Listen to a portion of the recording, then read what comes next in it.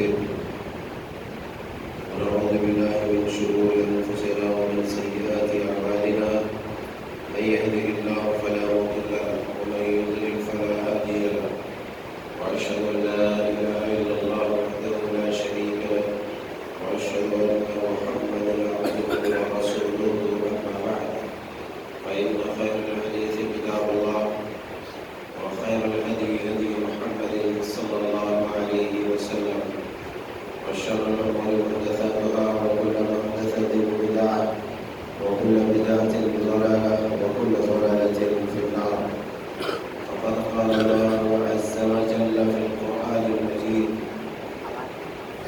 والفرقان الحميد أعوذ بالله السميع العليم من الشيطان الرجيم من همزه ونفخه ونفثه بسم الله الرحمن الرحيم النار يعرضون عليها غدوا وعشيا ويوم تقوم الساعة أدخلوا آل فرعون أشد العذاب سبحانك لا علم لنا إلا ما علمتنا إنك أنت العليم الحكيم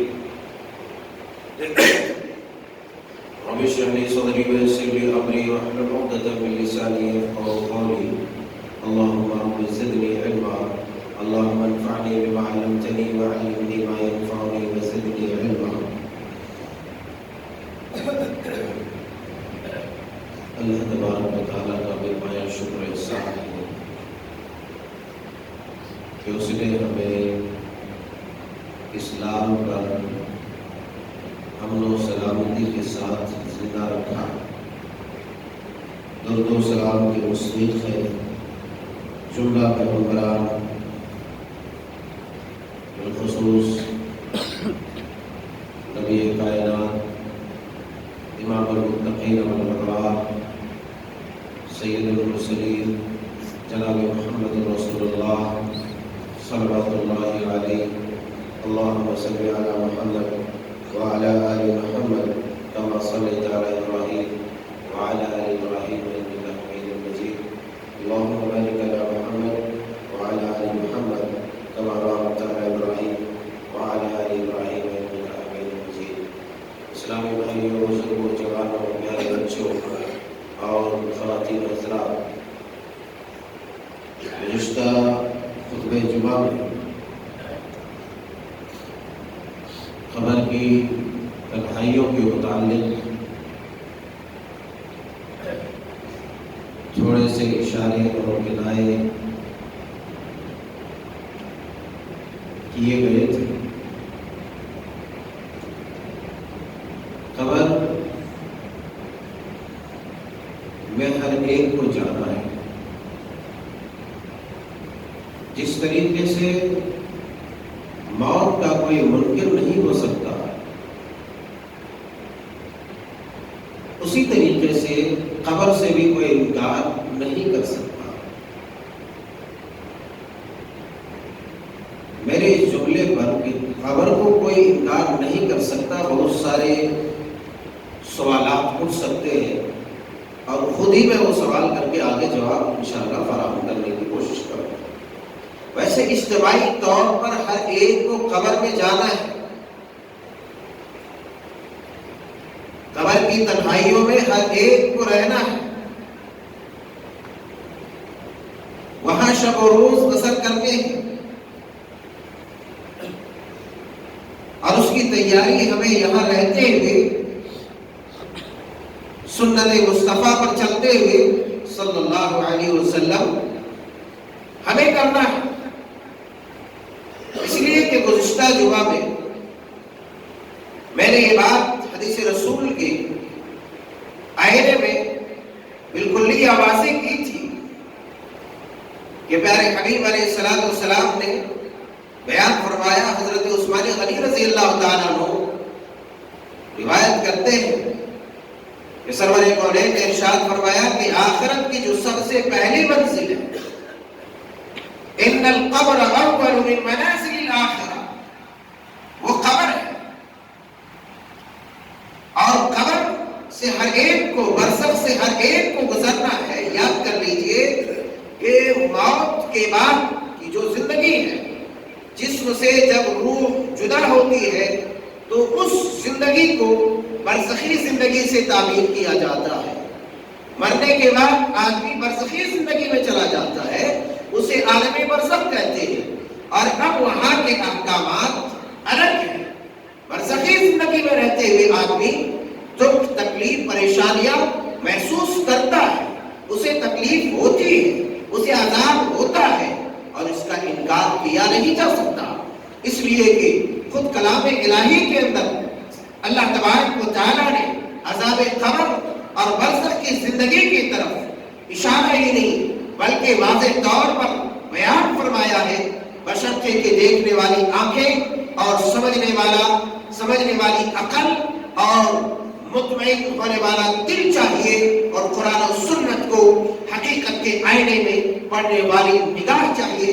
ایسے لوگ اگر قرآن و سنت کا مطالعہ کرتے ہیں تو انہیں برزخی زندگی کی کیفیات کچھ نہ کچھ معلوم ہوگی، لیکن وہیں پر ایک بات یہ بھی یاد رکھنی چاہیے کہ بہت سارے لوگ قبر کے عذاب کا انکاری ہے، اور اللہ معاف کرے اور تو اور رہے، اہل حدیثوں کی جماعت میں زمانہ قدیم سے منکرین حدیث کی کچھ شورش اور ان کی کچھ سازشیں اور ان کے کچھ غلط رویے اور ان کے کچھ غلط افکار و خیالات اور ان کے غلط نظریات، ان کے غلط پروپیگنڈوں نے اہل حدیث کی جماعت کے کچھ افراد کو کہیں نہ کہیں اس کے ذہن و دماغ کو کنفیوژن میں ڈال دیا ہے، کنفیوز کیا ہے۔ اور میں جس جگہ سے تعلق رکھتا ہوں، میرا جو آبائی وطن ہے جس کو شہر مدھوپور کے نام سے لوگ جانتے ہیں، ایک وقت میں وہ منکرین حدیث کا گڑھ رہا، اور یہی قبر کے عذاب کا انکار، یہی احادیث کا انکار، اور زمانہ قدیم سے اس سرزمین حیدرآباد کے اندر بھی قبر کے عذاب کے منکرین پنپ رہے ہیں اور پڑھ رہے ہیں۔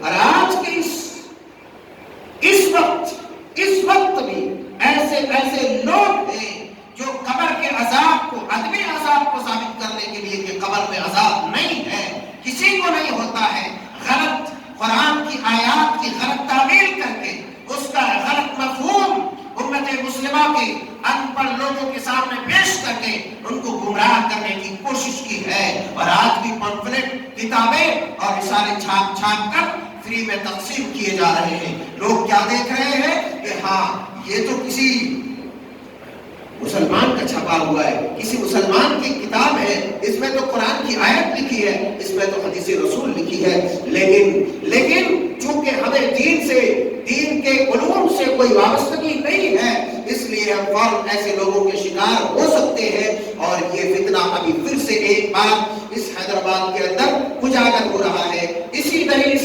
ہمیں وہ کتاب بھی موصول ہوئی، میں نے دیکھا بھی اس نے بڑی غلط تعبیریں کی ہے، اور قرآن کی آیت کو بڑی بے باکی کے ساتھ اس کا غلط مفہوم بیان کر کے، بلکہ مفہوم کیا، اس نابینا جس کے پاس قرآن و سنت کا علم ہی نہیں، وہ ایسے لوگ کتابیں چھاپنے لگے، ایسے لوگ کتابیں لکھنے لگے۔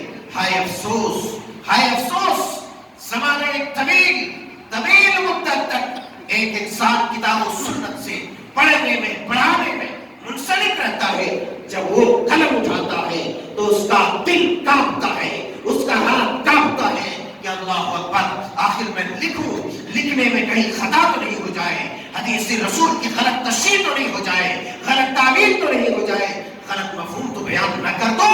لیکن یہ آج کے دور کے یہ چند کوڑیوں کے صرف اردو کے چند الفاظ پڑھ لینے والے لوگ آج قرآن و سنت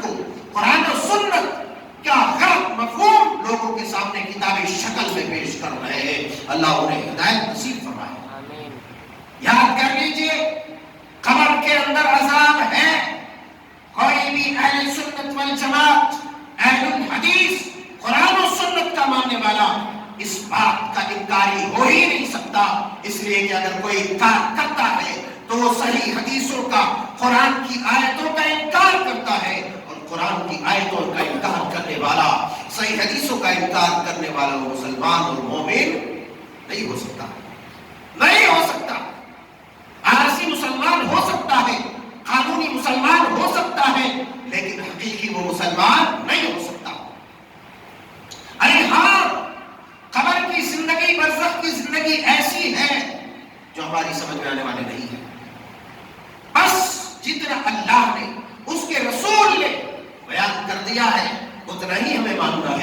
اس لیے کہ قرآن کے اندر دو طرح کے آیات تھے جس کو محکمات اور متشابہات کہتے ہیں۔ محکمات تو مبین ہے اور واضح ہے، مگر کچھ مشتبہات ایسی ہیں جو ہماری سمجھ میں نہیں آئے گی، اور یہ تقدیر کا مسئلہ ہے، یہ تقدیر کا مسئلہ ہے، یہ مقدر اور مخفی چیز ہے، یہ پوشیدہ چیز ہے، اور کسی بھی تقدیر میں کسی نے بھی انگلی کرنے کی کوشش کی ہے وہ ہمیشہ راہ راست سے گمراہ ہوا ہے، وہ کتاب و سنت کے راستے سے ہٹ کر قار و مسلط اور ضلالت و گمراہی کے دلدل میں جا کر کے وہ پھنسا ہے۔ اور آج بھی کچھ اس طرح کے لوگ کتاب و سنت کے خلاف کتاب و سنت کا استعمال کر رہے ہیں، کتاب و سنت کے خلاف کتاب و سنت کو استعمال کر رہے ہیں۔ افسوس ہے، کتنی دکھ کی بات ہے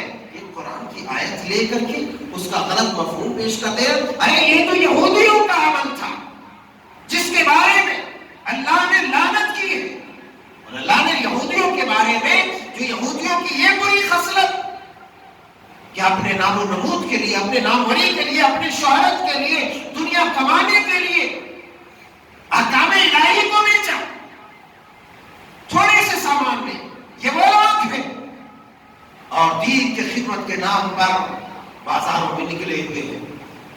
یاد کر لیجئے قبر کا عذاب مقدرات میں ہے، یہ ہم نہیں سمجھ سکتے عذاب کیسا ہوگا۔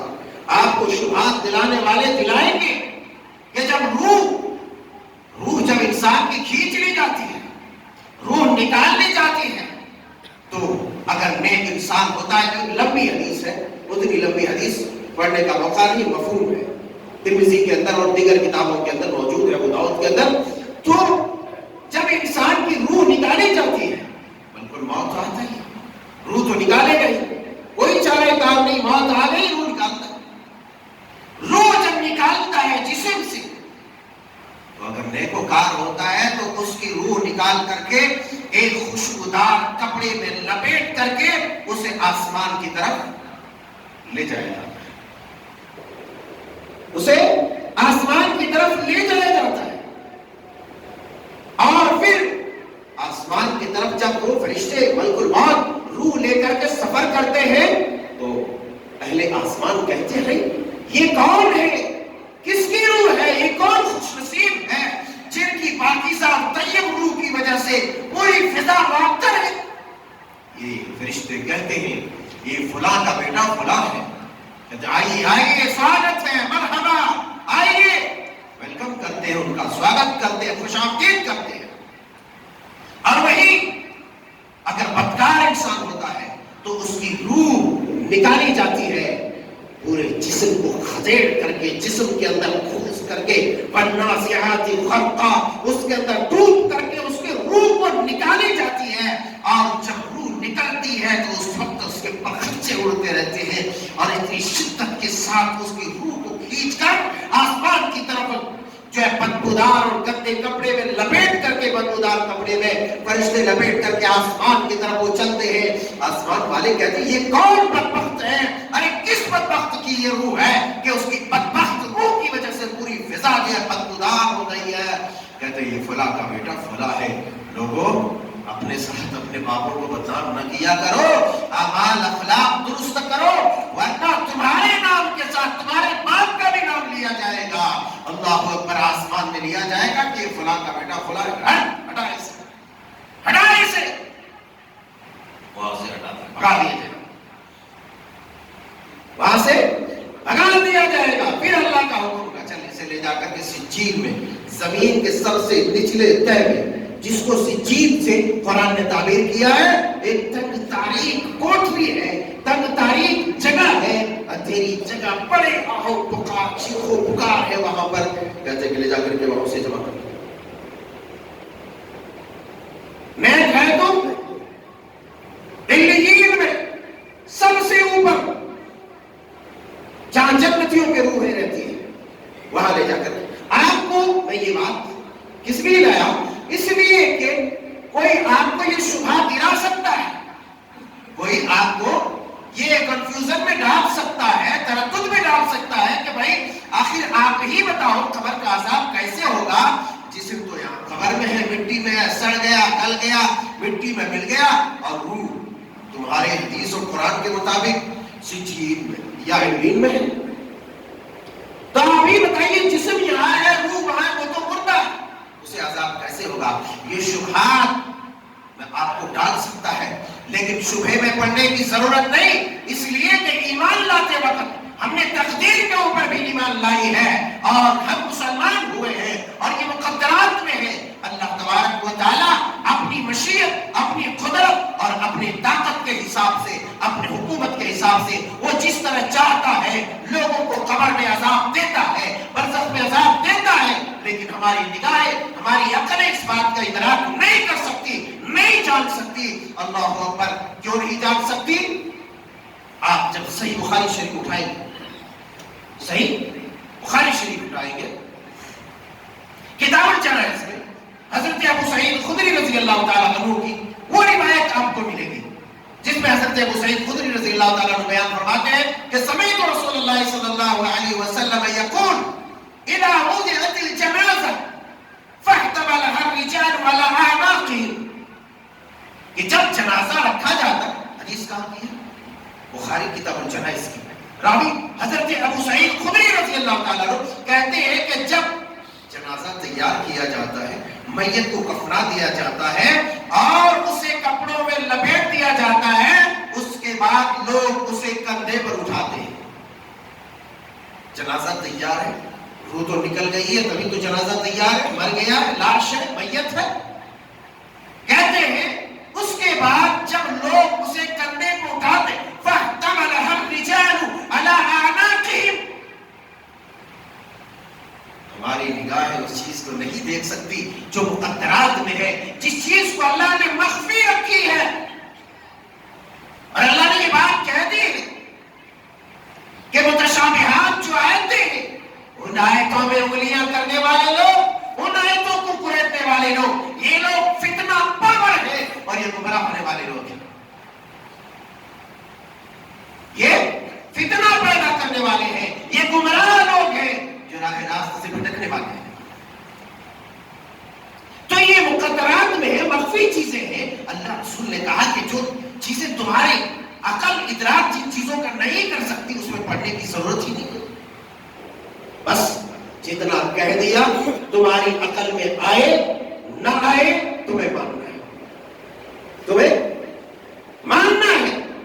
تمہاری عقل اس چیز کو تسلیم نہ کرے، کیونکہ بہت ساری ایسی چیزیں ہیں جو عقل نہیں مانتی ہے، جو عقل نہیں مانتی۔ منکرین حدیث انہی سب چیزوں کو لے کر کے، اب کچھ منکرین حدیث ہے کہ وہ حدیث آپ نے بخاری کی سنی ہوگی کہ حضرت موسیٰ علیہ السلام کے پاس ملک الموت آئے روح نکالنے کے لیے، ملک الموت نے ایک تماچا مارا، اس کی آنکھ نکل گئی، روتے ہوئے گئی اللہ کے سامنے، کہنے لگا یا اللہ کس بندے کے پاس آپ نے بھیجا کہ میری آنکھ نکال دی؟ سمجھ میں آنے والی بات ہے، تھوڑی دیر کے لیے عقل نہیں مانتی ہے، لیکن رسول نے کہی ہے، حدیث مرفوع متصل ہے، صحیح السند ہے، ثقہ ہے، مستند حدیث ہے، اس کا انکار تو نہیں کر سکتا۔ انکار کرنے والے تو پھر کون ہو جائیں گے؟ انکار کرنے والے کون ہو جائیں گے؟ اب وہ چاہے مسلمان رہے نہ رہے، وہ آپ فیصلہ کر لیں۔ حدیث رسول کا جو علم اعلان انکار کرتے صحیح ثابت ہو جانے کے بعد وہ مسلمان رہتا ہے یا نہیں رہتا ہے، رسول کو نہ ماننے کے بعد، رسول کی بات نہ ماننے کے بعد، وہ آپ فیصلہ کر لیں۔ آپ بات سمجھ میں نہیں آتی، کہتے کہ ارے یہ سب کس سے ہے، کہانیاں ہیں۔ ارے صحیح البخاری کی حدیث ہے، اور صحیح البخاری کے اوپر امت مسلمہ کا اجماع ہے، اور صحیح بخاری جو سب سے قرآن کے بعد سب سے مستند اور صحیح کتاب ہے، وہ صحیح البخاری ہے۔ صحیح البخاری کو نہ ماننے والا دائرہ اسلام سے خارج ہو سکتا ہے، دائرہ اسلام سے نکل جائے گا، اس لیے کہ اجماع کا ماننا فرض ہے، ضروری ہے، لاجب ہے، لازم ہے، واجب الوجوب ہے۔ اجماع کا ماننا، اجماع جس طرح قرآن کی دلیل ہے اسی طرح امت مسلمہ کا اجماع کہتے ہیں۔ وقت کے امت مسلمہ کے سارے علماء کسی بات پر متفق ہو جائیں،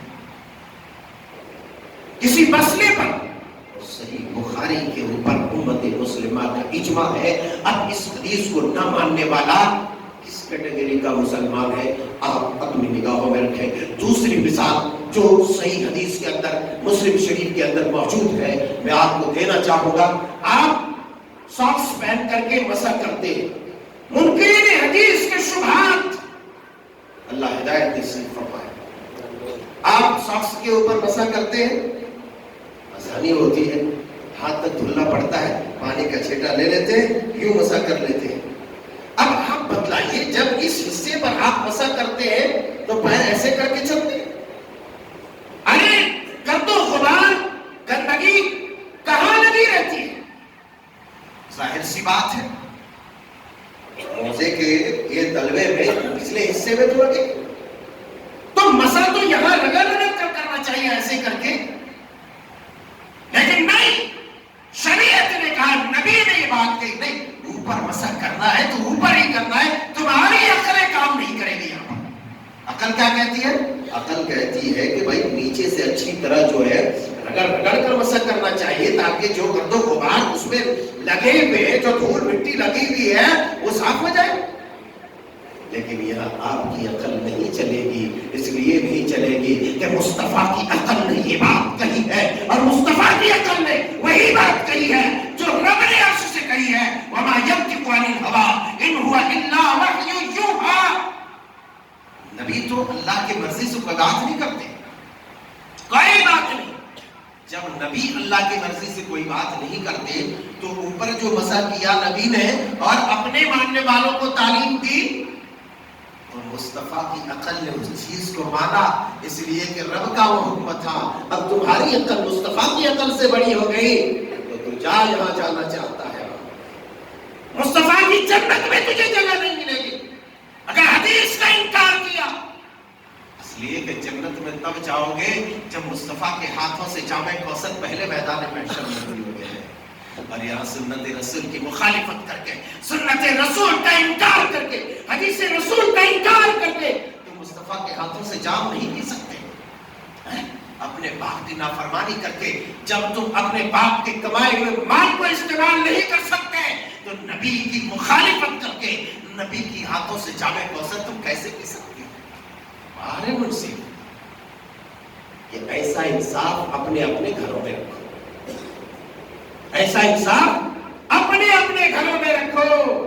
اسلام کو ایسے انصاف کی ضرورت نہیں جو انصاف تمہاری دنیا اور آخرت کو دبا۔ تو آپ کو یہ شبہات دلا سکتا ہے تو عقل پر، شریعت کی ہر باتوں کو عقل کے ترازو پر رکھ کے تولا نہیں جائے گا۔ نبی نے کیا فرمایا؟ جب جنازہ اٹھایا جاتا ہے، میں نے حدیث پڑھی تھی نا ابھی، جنازہ اٹھایا جاتا، یہ برزخ کا مسئلہ ہے، مرتے ہی برزخ کی زندگی میں، برزخ کی دنیا میں، ایک برزخ کہتے ہیں کسی پردے کو، اب وہ دوسری دنیا میں چلے گئے، اب دوسری دنیا میں چلے گئے، دوسری دنیا والے لوگوں کی آپ تو بات نہیں سن سکیں گے، دوسری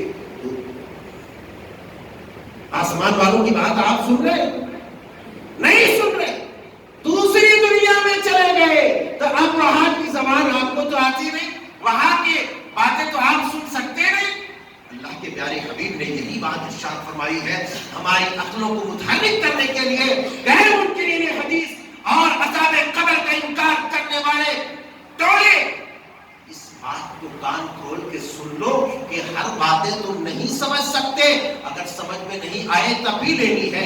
اللہ اکبر، میت ہے، جنازہ ہے، ماں ہے، باپ ہے، بیٹے ہیں، بھائی ہے، غرض یہ کہ ہر رشتے دار ہے، آس پاس پڑوس والے، محلے والے اور دنیا دار سارے لوگ موجود ہیں، جنازے کو کندھے دے رہے ہیں، مگر اس کے کندھے، اس کے چارپائی پر بیٹھا ہوا کوئی شخص اس کی چارپائی پہ لیٹنے والا بات کر رہا ہے، مگر وہ کوئی سن نہیں پا رہا ہے، اس لیے کہ وہ برزخ کی دنیا میں چلے گئے، اس پردے سے وہاں سے آواز ادھر نہیں آتی۔ رسول اللہ نے کہا فَاحْتَمَلَهَا الرِّجَالُ عَلَىٰ أَعْنَاقِهِمْ، جب لوگ اپنے کندھے پہ مردوں کو رکھتے ہیں ڈولی چارپائی اٹھا کے لے جاتے ہیں، کھاٹ اٹھا کے لے جاتے ہیں. فَإِن كَانَتْ صَالِحَةً فَقَالَتْ قَدِّمُونِي قَدِّمُونِي.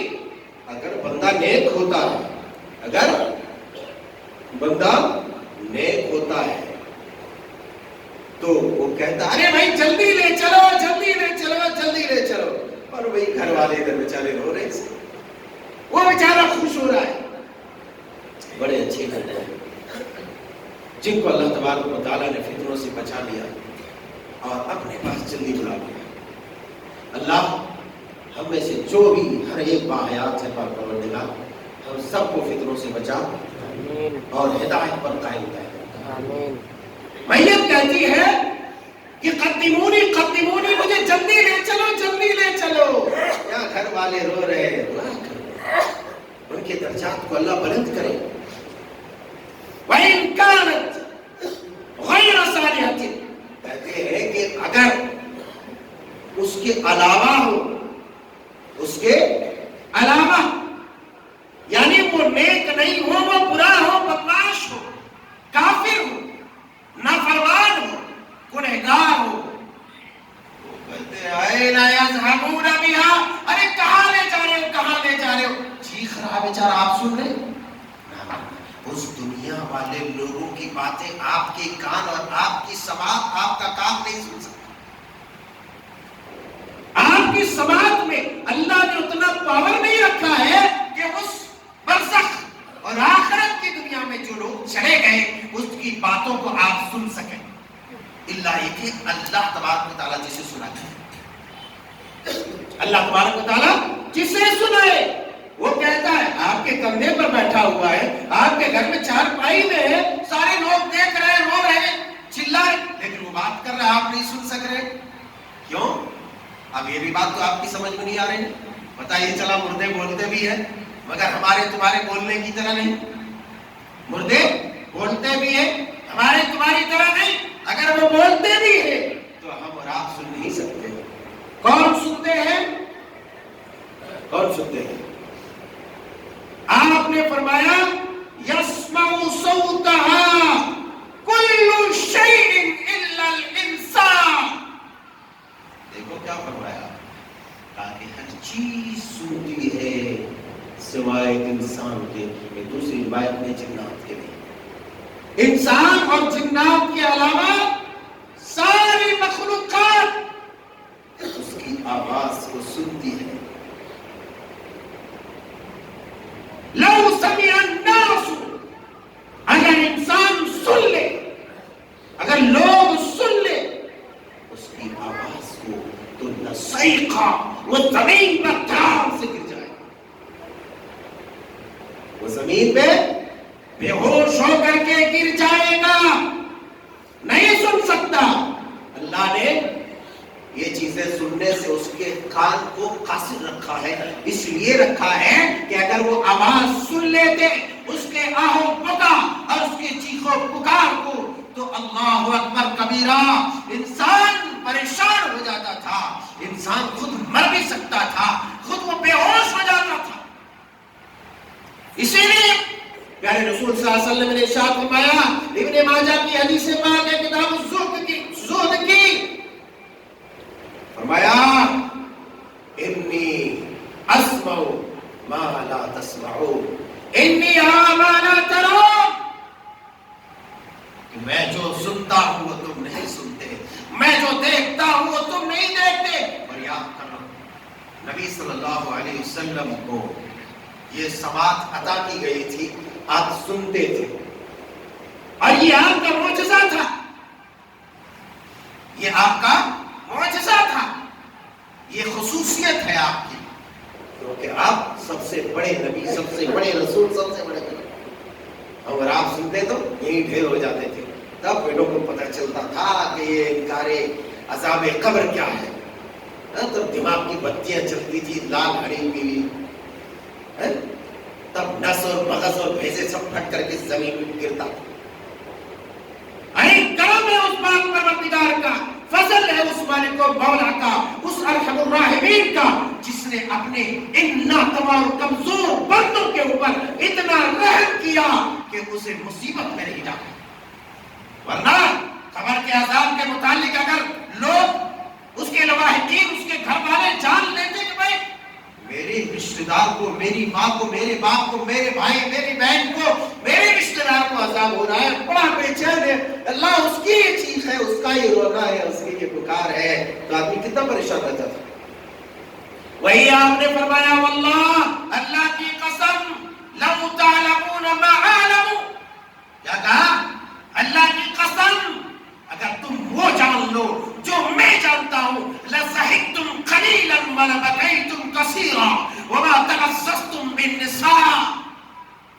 کیا فرمایا کہ اللہ کی قسم جو میں جانتا ہوں، جو میں سنتا ہوں، جو میں دیکھتا ہوں، اگر تم جان لو تو تمہاری ہنسیاں بند ہو جائیں گی، تمہارے لبوں سے ہنسیاں اڑ جائیں گی، تم بہت کم ہنسو گے اور زیادہ سے زیادہ رو گے. لَزَحِقْتُمْ قَلِيلًا. اس لیے دانت پھاڑ پھاڑ کر، منہ پھاڑ پھاڑ کر، دانت دکھا دکھا کر زبردستی ہنسنے والوں، دل کو مردہ نہ کرو. وَلَا تُكْثِرِ الزَّاكَ فَإِنَّ كَثْرَةَ الزَّاكِ تُمِيتُ الْقَلْبَ. زیادہ نہ ہنسو. ہنسنے کے لیے محفلیں لگاتے ہو، جھوٹی جھوٹی باتیں باندھتے ہو، جھوٹی جھوٹی جو کہانیاں بنا بنا کے لوگوں کو ہنساتے. شرم آنی چاہیے ایسے لوگوں کے لیے. جہنم کی وعید پیارے رسول صلی اللہ علیہ وسلم نے سنائی ہے. آپ نے فرمایا تم لوگوں کی ہنسیاں اڑ جائیں گی، غائب ہو جائیں گی. اور اتنا ہی نہیں، وَمَا تَلَذَّذْتُمْ بِالنِّسَاءِ، تم اپنی بیویوں سے لطف اندوز ہونا چھوڑ دو گے. تم اپنی بیویوں سے الگ ہو جاؤ گے اور جنگلوں کی طرف بھاگ جاؤ گے تاکہ اللہ تبارک و تعالیٰ کو راضی کر لے اور ان چیزوں سے جو وہ عذاب دیکھ لے، سن لے، ان عذاب سے اور ان پریشانیوں سے وہ اپنے آپ کو بچا لے. وہ اپنے بیوی بچوں سب مال دولت جاؤ حشمت کو لاٹ مار کے جنگلات کی طرف چلا جاتا اور اپنے جبین نیاز کو، اپنی پیشانی کو زمین پر رگڑ رگڑ کر اسے داغدار کر دیا. تو عذاب قبر کا انکار کیا نہیں جا سکتا.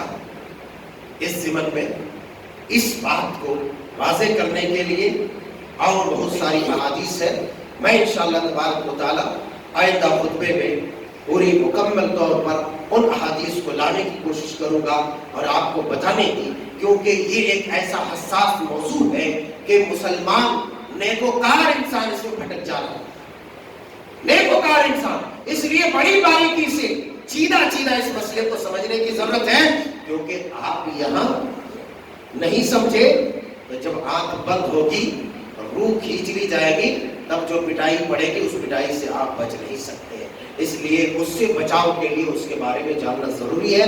اب تک اتنا جان لیں کہ قبر کا عذاب ایک مخفی اور مقدرات میں ہے، ہماری نگاہوں سے اوجھل، ہماری عقلوں سے پرے چیز ہے. اس کا انکار کیا نہیں جا سکتا. اللہ کے رسول صلی اللہ علیہ وسلم نے صاف طور پر بیان فرما دیا ہے. اور پھر اللہ تعالیٰ نے قرآن میں 2 مقامات پر واضح طور پر یہ بات بیان فرمائی. اب واضح، بعض لوگ کہتے ہیں کہ یہاں واضح نہیں ہے، لیکن میں آپ کو ان آیتوں کو سامنے رکھ کر کے یہ واضح کرنے کی کوشش کروں گا کہ اللہ نے کتنا صاف بیان فرمایا ہے. اس کے لیے تھوڑا وقت درکار ہے، اس لیے کہ کسی بھی چیز کو چیدہ سمجھنے کے لیے آپ کو وقت کی ضرورت ہوتی ہے. اللہ پاک پروردگار سے دعا ہے کہ مولا کریم جس طریقے سے تو نے اپنے فضل سے، اپنے رحم و کرم سے ہماری نگاہوں سے برزخ کی زندگی کو اوجھل رکھا ہے، اللہ اسی طریقے سے جو قبر کے عذاب، برزخ کے عذاب ہے اور جہنم کا عذاب ہے، حشر کی پریشانیاں ہیں، ان پریشانیوں سے بھی ہماری حفاظت فرما. اے اللہ جو منکرین عذاب قبر ہے تو انہیں ہدایت نصیب فرما، اس لیے کہ وہ بھی ہمارے بھائی ہیں، وہ بھی جہنم سے، وہ بھی قبر کے عذاب سے، وہ بھی برزخ کے عذاب سے بچ جائے. آمین. تقبل یا رب العالمین. وآخر دعوانا الحمدللہ رب العالمین. ایک اعلان سماعت فرمائے. مرکزی جمعیت اہل حدیث ہند جمعیت کا ایک بہت بڑا کمپلیکس بن رہا ہے اور اسی لیے وہاں سے یہ فرمان جاری کیا ہے کہ اس کے لیے کروڑ روپے کی لاگت کی ضرورت ہے اتنی بڑی رقم کی ضرورت ہے. وہاں کی مرکزی جمعیت اہل حدیث ہند نے فرمان جاری کیا ہے ہر صوبائی اور ضلعی جمعیت کو کہ آج کے اس 6 تاریخ کا جو جمعہ ہے، اس جمعہ میں جو بھی تعاون ہو مسجد کا، اور اسی طریقے سے انفرادی طور پر، اجتماعی طور پر سارا مال، ساری رقم جو ہے جمعیت کے حوالے کر دی جائے. اس لیے یہاں پر نشاندہی یہ بھی کرنا چاہوں گا کہ ہمارے علی جناب سراج صاحب وہاں رہیں گے، جن کو خطیر رقم، موٹی رقم دینی ہو تاکہ جمعیت کا کام اور بڑھ چڑھ کر کے ہو، ان کی اصلاح ہو سکے اور اچھے پیمانے پر کام ہو سکے، تو آپ ان سے